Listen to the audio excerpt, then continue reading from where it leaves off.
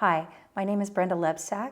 I'm a teacher in Santa Ana Unified School District, and I'm also a board member in Orange Unified School District. And I'm here to bring some awareness about new laws that have been passed that impact public classrooms. One is AB 329, the California Healthy Youth Act. And the basic difference is that in our new sex ed curriculum, gender identity and sexual orientation is now added. And with HIV prevention and sex education dealing with reproductive organs, that is an opt-out for parents. However, anything dealing with gender identity or sexual orientation is not an opt-out for parents.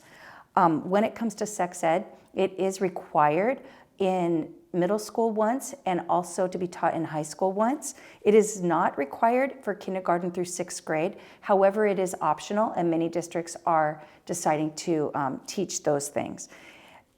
For gender identity, it doesn't have to be sex education, though. It can just be under diversity education, anti-bullying, social studies, nonfiction reading circles, many various ways of bringing that in. The other law is Senate Bill 48, which is requiring now our social study books to also include contributions from lesbian, gay, bisexual, and transgender Americans. This is for all grade levels K through 12.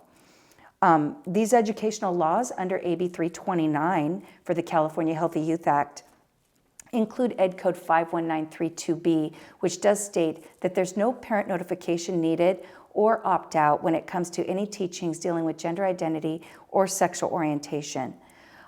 For Senate Bill 179, we do have in the state of California, starting January 1st, 2019, an official third gender called non-binary.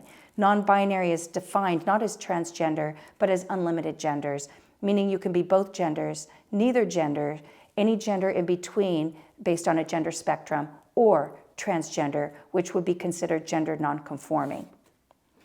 Part of the reason I'm aware of these things is I am a member also of the CTA, which is the California Teachers Association, the teachers union, who endorsed all of the laws I just mentioned and supported them. If you go to a website called californiasafeschool.org, members of this website are the California Teachers Association and also the American Civil Liberties Union, which is the ACLU.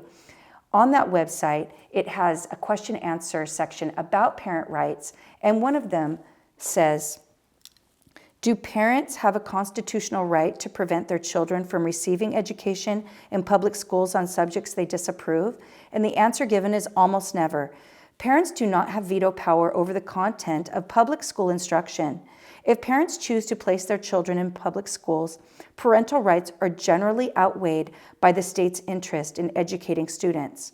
If they elect to send their children to public schools, parents have very limited rights to prevent their children from receiving the entire range of instruction available in public schools. Another question on the website is, do parents have the right to notice about and to opt their children out of diversity education programs that include discussions of sexual orientation or other controversial topics? The answer is no. Instruction or materials that discuss gender, sexual orientation, or family life and do not discuss human reproductive organs and their functions is not subject to the parental notice and opt-out laws. This is according to California Education Code 51932B. Because my district decided to hold off on the implementation of the new sex education curriculum in order to get more community input, ACLU sent our district this letter of reprimand, and this is what it said. Parents do not have the right to dictate what curriculum is used or what information is provided to students in public schools. The U.S. Court of Appeals for the Ninth Circuit has ruled that parents do not have any constitutional right to prevent a public school from providing its students with whatever information it wishes to provide, sexual or otherwise, when and as the school determines that it is appropriate to do so. If you would like to see this document, you can Google my name, Brenda Lebsack, and there's an article I wrote for EdSource. In there are many documents in the URL links, in the article itself, or in the comments that I've made to readers. Thank you.